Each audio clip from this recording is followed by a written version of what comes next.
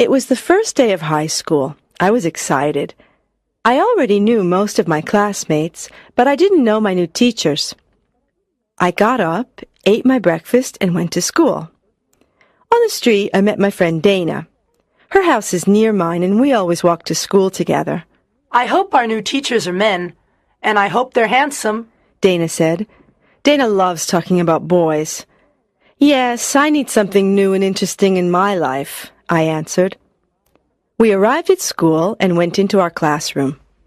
A young man was inside. Hello, boys and girls. I'm your new science teacher. My name is Mr. Adams. I hope to work well with you this year. Dana and I looked at Mr. Adams. He was tall and thin. He had blonde hair and brown eyes. He seemed friendly. We're lucky. I think he's a very handsome teacher, Dana said to me. Yes, he is, I answered. I looked at him and he looked at me. Our eyes met. What's your name? He asked, smiling. Jennifer, I answered. I was a little nervous. He turned to Dana. And who are you? I'm Dana. Dana gave him a big, enthusiastic smile. At that moment, the noise of an airplane attracted our attention. Everyone in the class looked out of the window, but the sun was in front of us. It bothered our eyes. We turned away from the window, except Mr. Adams. He was at the window and was looking directly at the sun. The sun didn't irritate his eyes. Gee, I thought, how can he look at it like that? The airplane then passed and the lesson continued. When the hour finished, another man walked in. This one had black hair and green eyes. His nose was small and pointed, and he had strangely high cheekbones.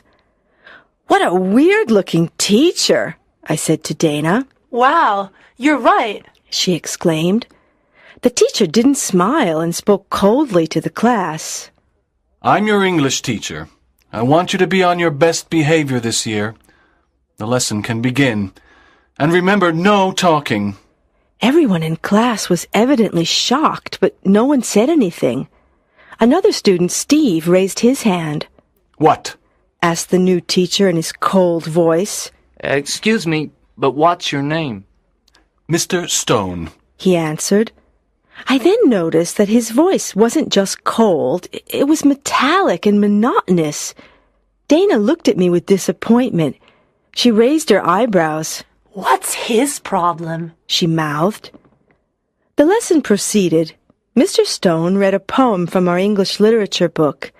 His voice was weird, very weird. It had no emotion. It was almost robotic. Someone touched me. It was Dana. Isn't he horrible? She whispered. I nodded. The other teachers we met that morning were Miss Smith, the arts teacher, and Mrs. Ching, who taught math. Both seemed nice. Miss Smith in particular was a very cheerful person. Chapter 2. Clues. I always eat lunch at school. That day I ate with Dana and Paul Miller, another friend from my class. Paul was a very intelligent boy. He was always the best in math. His parents were divorced, and he lived with his father and his black cat, Apollo. He missed his mother. She lived with another man and didn't want to see Paul. His father was never at home, so Paul was very lonely. He didn't have many friends at school because he was too intellectual. He loved Apollo very much and spent a lot of time with him. What do you think about our new teachers? I asked my friends. I think Mr. Adams is very sexy, said Dana. Did you see how he looked at the airplane? The sun didn't bother him, exclaimed Paul. You're right, I said. But did you hear Mr. Stone? He speaks like a robot. His voice is cold and metallic. He's unfriendly, too, added Dana. That's true, I said. Look, said Paul. Look what he's eating. We looked at Mr. Stone. He sat away from the other teachers, and he didn't have a normal lunch. There was a glass in front of him. It was full of a dense green liquid. There were some black pills in his hand. He put 2 of them in the glass. The green liquid started to bubble and it changed color. It started to become red. Then he took the glass and drank the mysterious red formula. I looked at Paul and he looked at me. We were disgusted and frightened. Dana tried to be rational. Maybe it's a new diet. Maybe that's why he's so thin, she said. I didn't agree. There was something strange about Mr. Stone. That afternoon and the next day, we met our other new teachers. We also had English again.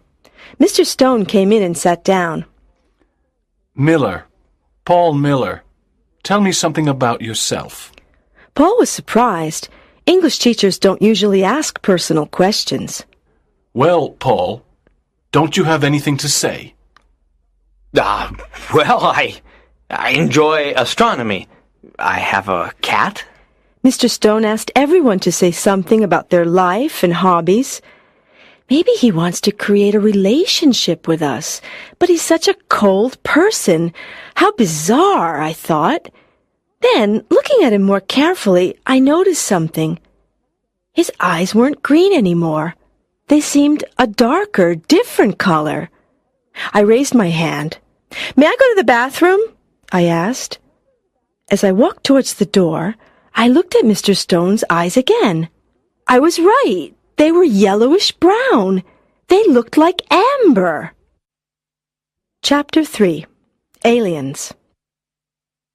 That afternoon, I sat on my bed and thought about my first 2 days of high school. I wanted to know more about Mr. Stone. I decided to go and visit Paul. Paul was in front of his computer. He was very interested in astronomy, the occult, and life on other planets. "Hi, Paul, what are you doing?" I asked. I'm on the internet. I'm in contact with the International Space Fan Club. Listen to this. Something very important is happening. A comet is passing through the Virgo constellation. There are the right connections for intergalactic meetings. The Earth has been in the Virgo constellation since last week. "But what are intergalactic meetings?" I asked. They're voyages of aliens to our planet. These voyages can happen only in special moments. For example, when a constellation and a comet meet.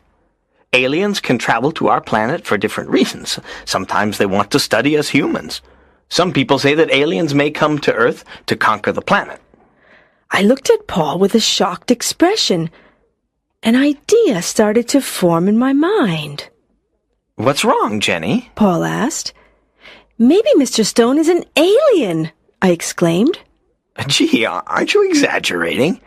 Now, come on, get real. Well, his voice doesn't seem human. His eyes change color, and do you remember the green liquid and the black pills he had for lunch? What do you mean his eyes change color? Paul asked. "Didn't you notice? Yesterday they were green. Today they're amber-colored," I answered. Even if his eyes change color, I still don't believe he's an alien. But the comet explains everything. It entered the Virgo constellation last week, and Mr. Stone is a new teacher. I talked to Dana's brother Matt. He said that this is Mr. Stone's first year at Jefferson High. No one knows where he comes from, I said. Maybe... Paul's eyes lit up. Maybe that's why he asked us all those personal questions. He wants to study us. Yes, you see? All clues indicate that he is an alien. So what can we do? I asked. We can spy on him. Maybe we can follow him to his house. We can see where he lives and what he does at home. However, we must be very careful. He doesn't seem to have emotions. He might get angry if he discovers we suspect him. We'll try to follow him tomorrow, after school, okay? Said Paul. The next morning, before school, I took Fred out for a walk in the park. Fred needs daily exercise, so my parents and I take turns walking the dog. The park was empty. It was dawn. A lonely bird chirped in the trees. The grass was wet with dew. There was peace all around. Suddenly, I noticed something or someone moving behind the bushes. I got closer to see who or what it was. In the clearing there was a man. He was looking up, and his arms were raised. He bent down and touched the ground. Then he stood straight again, face and hands again directed to the sky. After about a minute, he turned around. It was Mr. Stone! Was he communicating with the universe? With his planet? Was he really an alien? I quickly walked away. Fortunately, Fred didn't bark. I took my dog home and then met Dana. We walked to school. I wanted to tell her about Mr. Stone, but I didn't. It was too difficult. Besides, I couldn't tell her about the afternoon plan because it was too dangerous for 3 people to follow the teacher. During the morning, I thought about Mr. Stone again and again. I was scared, but also excited. Chapter 4. Too much imagination? When the science class started, Mr. Adams walked in. Come on, boys and girls. Today we're going to the science laboratory, he announced. In our lab, there are some white mice and some hamsters in cages. As Mr. Adams passed by their cages, they started to squeal loudly. They were very agitated. Mr. Adams laughed. What's wrong? He said, speaking to the animals. I won't eat you. Then he gave us some worms. You must cut them into little pieces.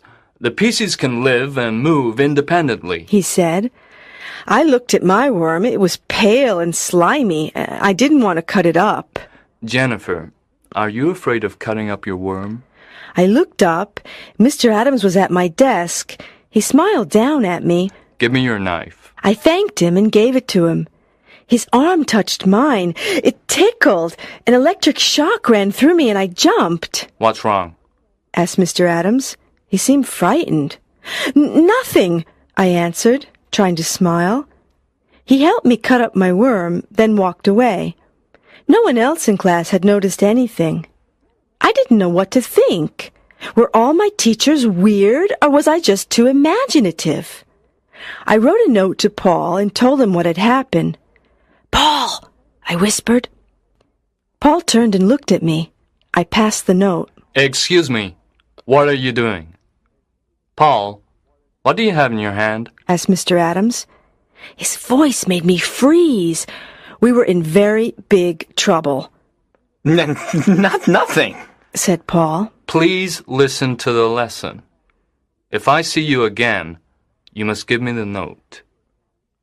I'm sorry, answered Paul. Phew, I was so happy that I wanted to laugh. Obviously, I didn't. When the bell rang,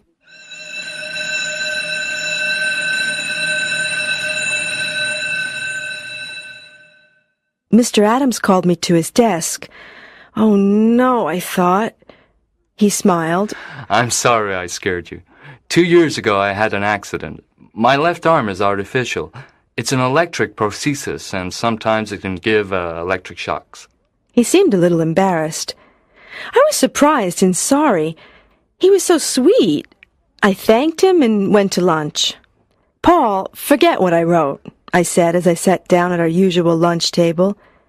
I told Paul and Dana about Mr. Adams's electric prosthesis. Then Dana mentioned Mr. Stone. Paul and I looked at each other, but we didn't say anything. Besides, after school, Dana had a dance club meeting in the gym, so Paul and I were free. We finished our chocolate milk and went out to recess. At the door, we met Mr. Stone. His head was down. He seemed deep in thought. Hi, Dana said to him. Hi, he said, surprised, lifting his head. His eyes were green again. Wow, that Mr. Stone is really a mystery, Dana exclaimed. I still didn't want to tell Dana the whole story, so I changed the subject. Fortunately, the bell interrupted us.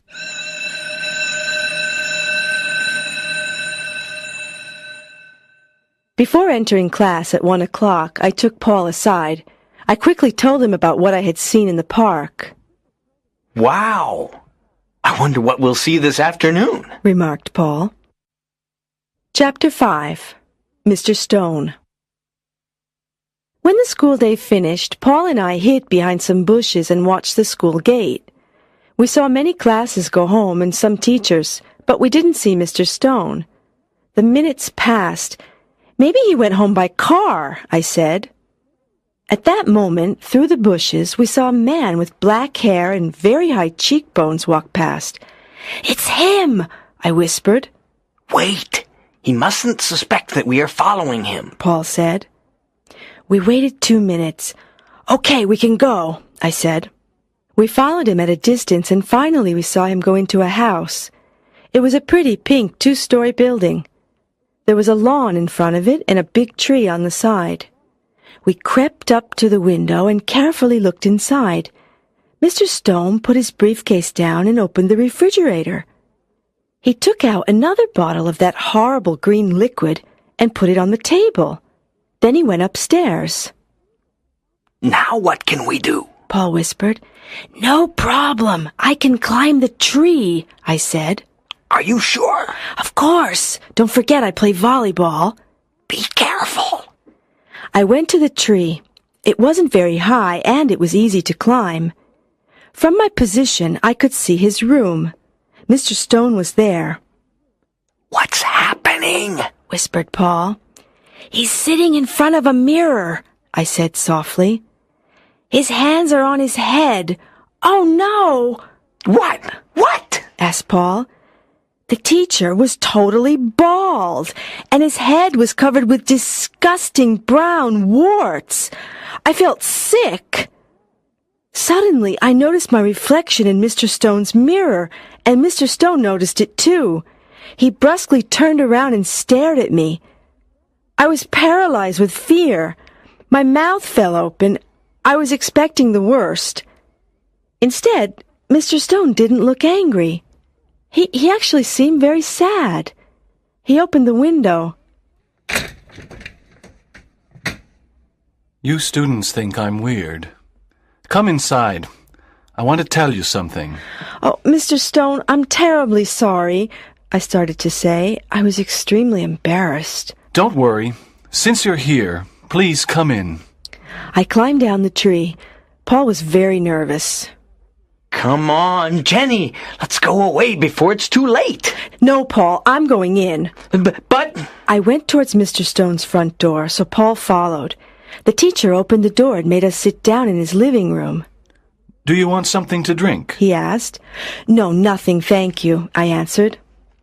What are those warts on your head? Asked Paul, ignoring the look I gave him. These warts are the results of a throat tumor. You see, I started smoking as a teenager, and I continued until the tumor. Chemotherapy made me lose all of my hair, and I developed these warts. You've probably noticed my voice. Unfortunately, the tumor destroyed my vocal cords, so now I speak with a voice implant. The tumor has caused very serious changes in my life. I started to suffer from depression, and I still see a psychiatrist. I also moved, hoping to start a better life in a new environment. In fact, I'm from Wisconsin. You see, I'm not married, and the illness has made me very lonely. People don't like illnesses. They stay away from sick people. Sick people bother them. "Mr. Stone, we really feel terrible about our behavior," I said. Yes, we really apologize. We hope you can forgive us, added Paul. Don't worry. In a sense, I'm glad this happened. I haven't talked like this to anyone for a long time. You see, I want to be friends with my students. That's why I asked your class so many questions. But it's very hard for me to smile or be cheerful. Try to understand if I'm strict or unpleasant. I smiled at Mr. Stone. I was very moved. "We understand," I said softly. May I ask you a question? Said Paul. "Paul!" I exclaimed. It's okay. Ask me anything you want, answered Mr. Stone. What's that stuff you eat at lunch? Oh, did that scare you? The green liquid and the black pills are part of my treatment. They include protein and other nutritional substances. And why? Excuse my curiosity. Were your eyes amber-colored yesterday? Well, I tried some colored contact lenses. I wanted to do something different. I thought that a new look could make me feel better, but it didn't work. Mr. Stone, I began, I saw you at the park this morning. Gee, I probably appeared very strange to you with all those movements, He said. My doctor suggested early morning exercise in fresh, clean air. You really have watched me these last few days, I must say. Paul and I looked at each other. We felt rude and very silly. We were ashamed for being so inconsiderate. Well, Mr. Stone, we don't know how to thank you for your hospitality and kindness, I said. We really don't deserve it. Our behavior... That's enough, don't worry. Thank you for your company.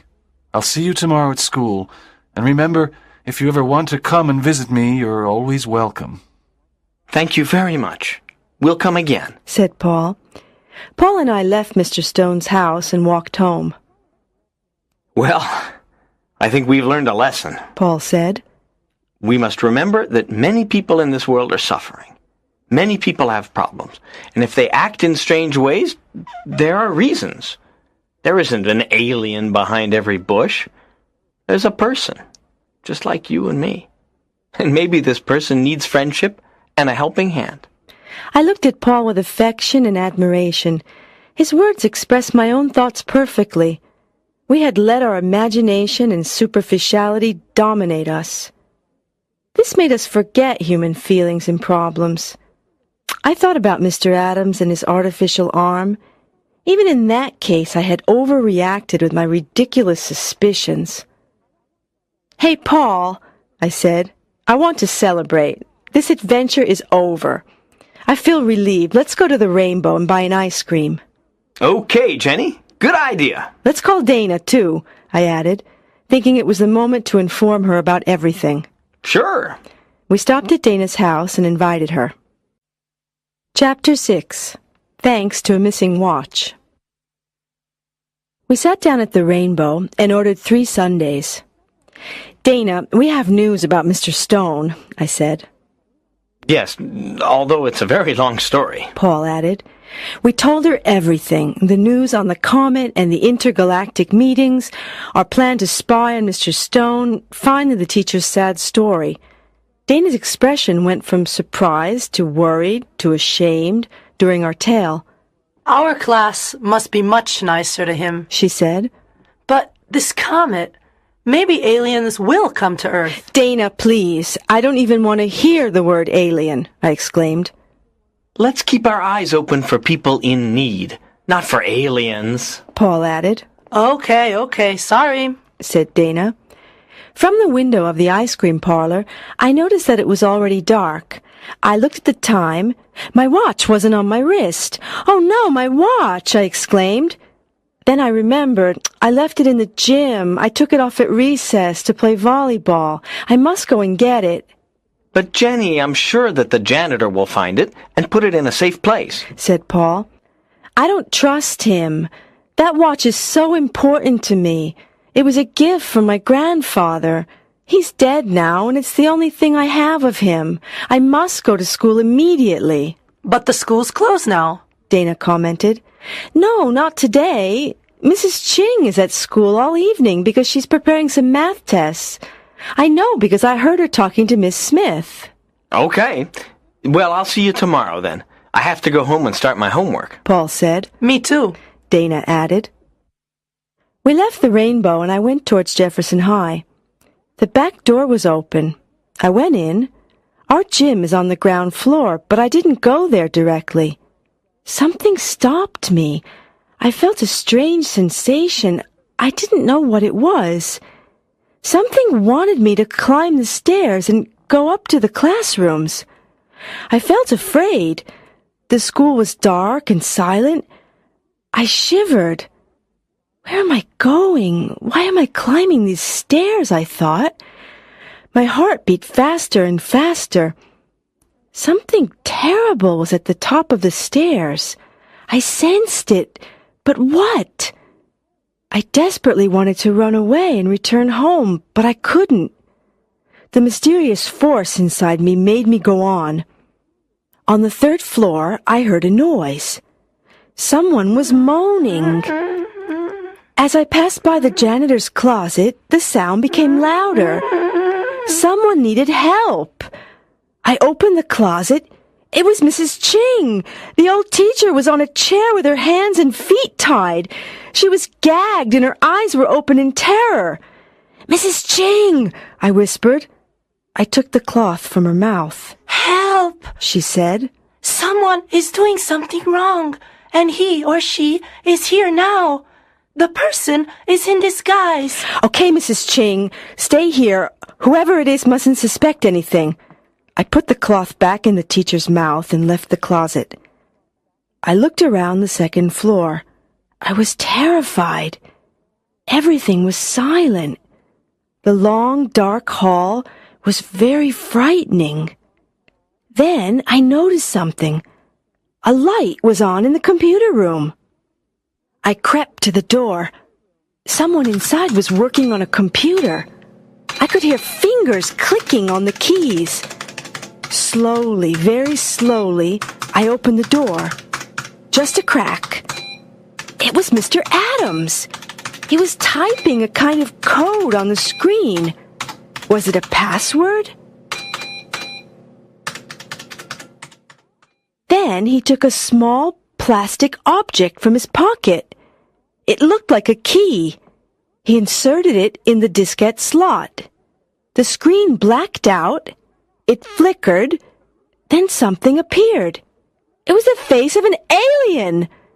The alien had a green head and big red eyes. It didn't have hair and it didn't have a nose. Its mouth and ears were very small. Then Mr. Adams put his hands on his head. He was pulling at his hair. It started to come apart. He was taking off his hair and his face. A green bald head surfaced. I realized that he was identical to the alien on the screen. He put his face on the computer table. Then the false Mr. Adams started talking. Clyrag calls base. Clyrag here. Clyrag calls base. Altank Pilex, Clyrag. How is your mission proceeding? Said the alien on the screen with a mechanical voice. For now, everything is okay. But I'm already tired of this mask. And I hate speaking this barbarian language. English is not a barbarian language, I thought angrily. I'm sorry, but your voice implant must stay inside you until the mission has finished. Then we can remove it. Tell me, does anyone suspect you? Said the alien. No, I don't think so. I had a small problem with an old math teacher, but I was in disguise and I tied her up in a closet. So everything's fine. Ha-ha, you're wrong. I'm here now, I thought. I hope you're right. Our mission can't fail. The spaceship must come this Friday. We'll land in the old abandoned airfield. We'll wait for you there. By 9:30 p.m., you must be ready. You must have the 2 students to take to Mitrax. We can't be late. When the comet leaves the Virgo constellation, we won't be able to travel anymore. The intergalactic doors close on Friday at midnight, said the alien on the screen. I know. Don't worry. I must still choose the 2 students, but I think I know who I want. How will you capture the students? You can't touch them because you're electric. Aha! So the story of his prostheses was a big fat lie, I thought. On Friday evening there is a family teachers' meeting. During the meeting I'll leave the other teachers. While the parents are listening to the teachers, I'll ask the students to come with me. I'll invent an excuse. Then I'll take them to the science lab and I'll spray them with my hypnotizing spray. Once they're hypnotized, they'll do everything I say. They won't be able to think or rebel. We'll go out of the building by the fire escape exit and walk to the airfield, said Mr. Adams Clyrag. I'm sure he wants me, I said to myself. Be at the airfield by 9:30 p.m. then, Clyrag. Good luck. Altank Pilex. Altank Pilex, Gortz, said Mr. Adams Clyrag to the alien on the screen. Then he took the key out and the computer screen returned to normal. I silently closed the door and quickly went back to Mrs. Ching. "I can't tell you anything. It's for your own safety. Just act normally and no one will hurt you," I said. Who? Mrs. Ching started to ask, but I escaped down the stairs and ran out of the building. I stopped running when I was far from the school. My watch was still in the gym, but at that point I didn't care. I had a lot of difficulty sleeping that night. I decided to tell Paul and Dana, but no one else. No one would believe me. Chapter 7. The Plan. The next day, as soon as I arrived at school, I went to the gym to look for my watch. Fortunately, it was still there. At lunchtime, I took Dana and Paul to an empty table and started my story. I decided to get to the point immediately. "Mr. Adams is an alien," I said. No, not again. Are you doing this on purpose? Because if you're not, you have a problem. Paul exclaimed angrily. I thought you wanted to stop all this. I thought you were ashamed of your behavior. First Mr. Stone, now Mr. Adams. He continued while Dana raised her eyebrows incredulously and suppressed a smile. "I know I seem crazy," I said, feeling tears in my eyes, "but I'm telling you the truth. I saw him with my own eyes. Please listen to me." I told them everything, from my mysterious sensation to the conversation between Mr. Adams Clyreg and the alien on the computer screen. Both my friends looked terrified and shocked. They finally believed me. "Besides," I added, "do you remember how he looked at the sun? It's incredible," I continued. "He's green, and his name is Clyreg. Other aliens are coming in a spaceship on Friday evening. They're going to land in the old abandoned airfield near our high school. They want to take 2 students with them to Mitrax." Mitrax? asked Paul. "Yes, it must be the name of their planet," This Friday? added Dana. "Exactly, during the family teachers meeting. He's going to hypnotize them with a spray and take them on his spaceship." Today is Thursday. We only have a day to do something. exclaimed Paul. "I have an idea," I said. What? What? asked my friends. "We can try to find the hypnotizing spray and take it away from him. It can only be in 2 places, somewhere in his house or somewhere in the science lab." Good idea. This afternoon, after he goes home, we can look for the spray in the lab. If the spray isn't there, tomorrow morning we won't go to school. We'll get into his house in some way and take the spray. added Paul. But we don't even know where he lives. Objected Dana. "Well, we'll find out," I said. So, we want to steal his hypnotizing spray. Maybe Matt can help us. He has a key that opens all doors. Dana said. Dana's brother Matt is a policeman. "Are you sure he'll give it to you?" "I don't think he'll believe this story," I said. Of course not. How can he believe something like this? I obviously have to steal the key. I hope he doesn't notice. Stealing a passepartout from the police is a big crime. Paul commented. Yes, but it's the only way to enter where we want. Don't worry, I'll be careful. Gee, Mr. Adams is so friendly and handsome. It's difficult to believe that he's a horrible green alien. Well, this afternoon I'll get the key. "Remember, don't say anything to anyone," I said. "This is our secret." Okay, don't worry. I hope everything will be okay. Paul said. We went to our afternoon classes. I couldn't wait for the day to finish. I was nervous and excited. Chapter 8. Paul's Decision. I constantly thought of the day before. I remembered when he took off his face. Behind that blonde hair there was a bald green head. Behind those brown eyes, 2 red ones. And behind the nose, nothing. I shivered. After school, I went with Dana to her house. Paul instead stayed at school to make sure that Clyreg went home. When Dana and I arrived at her house, there was no one there. I hope Matt didn't take the key with him, said Dana. We went in. Dana went to her brother's room. I heard her open many drawers. I crossed my fingers. Here it is! Dana exclaimed. Oh, great! Now let's go back to school, I said. Wait, my mom will be back soon. I have to leave her a note. I'll tell her I'm at the library, Dana said. We went back to school. Paul was sitting on the steps. Has Clyreg left? I asked. Yes, we can go in, Paul answered. We went up to the science lab. When we arrived, we noticed that the door was open. Someone was whistling inside. Oh no, it's the janitor, Paul whispered. Let's hide in the bathroom, Dana suggested. It's already been cleaned, so he won't come in. We quickly entered the girls' bathroom and hid. After some time, the janitor walked away. We heard him go down the stairs.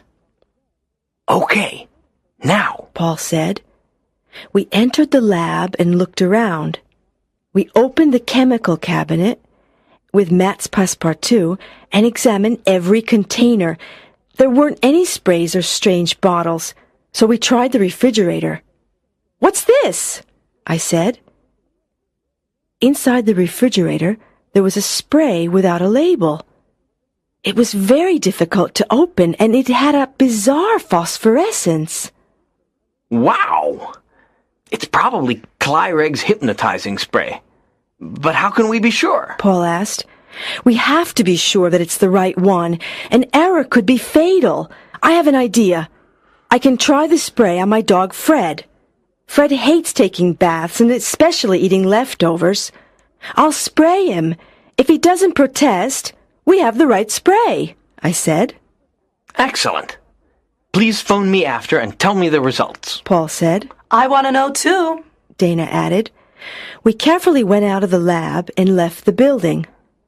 When I arrived home, I prepared a big bath for Fred. Fred! Freddie! I called. The dog was in the garden.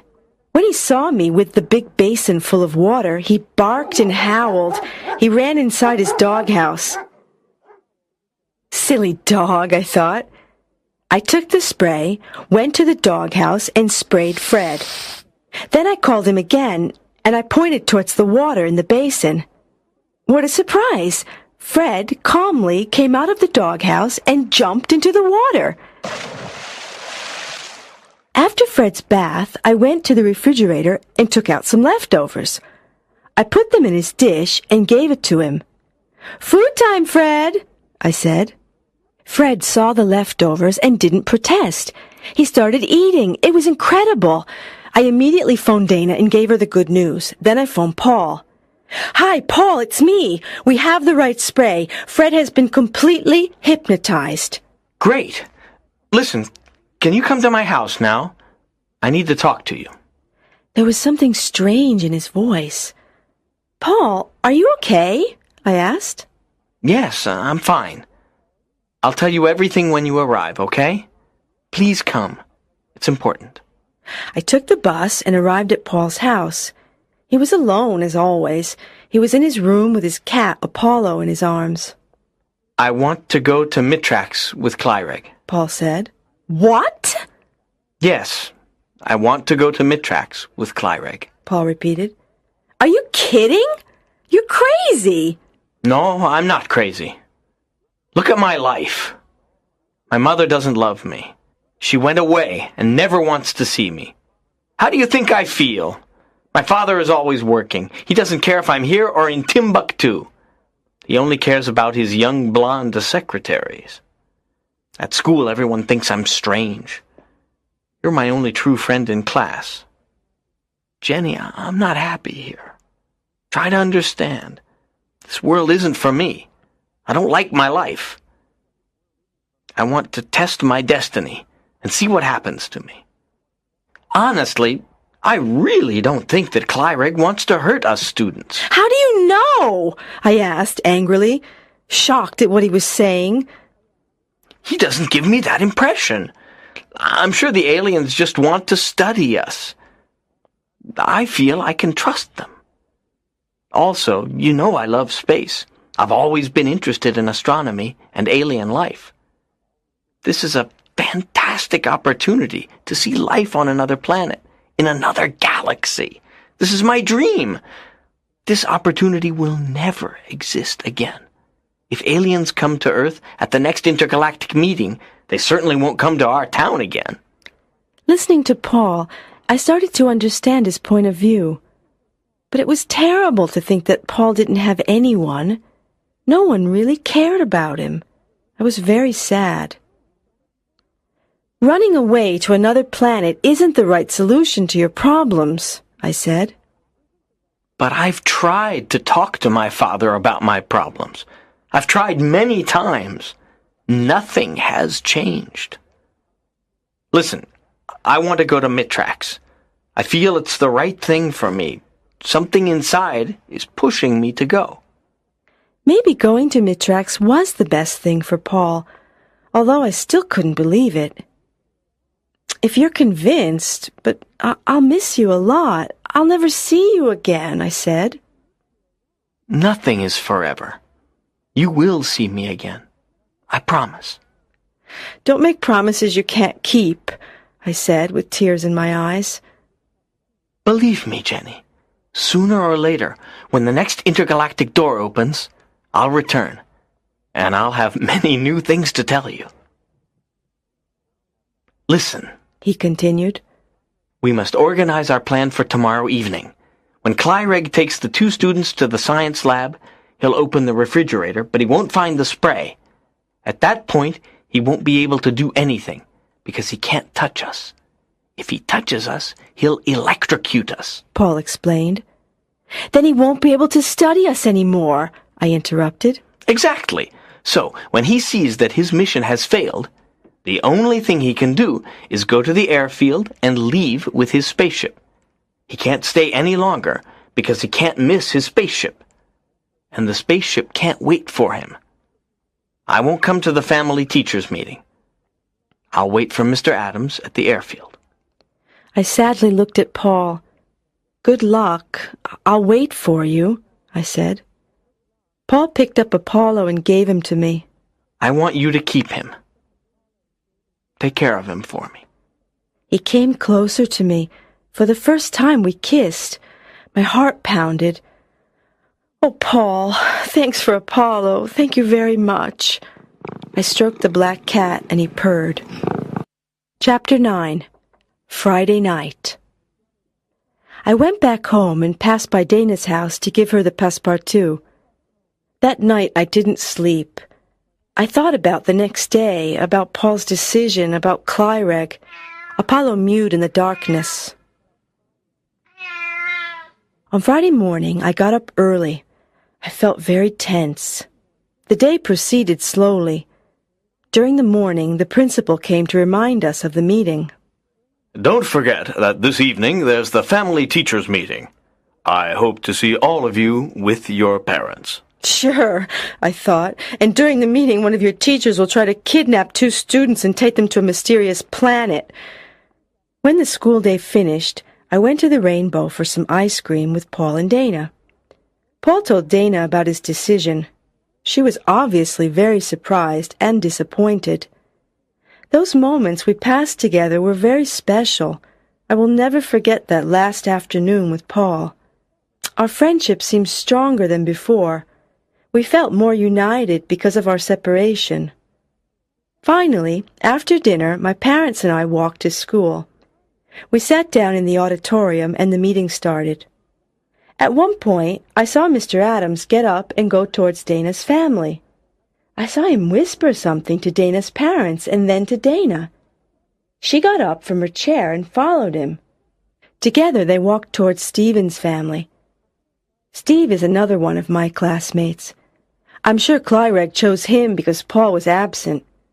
In fact, I noticed him looking for Paul. Steve, Dana, and Mr. Adams left the auditorium. So he didn't choose me, I thought. I looked at my watch, 9:05.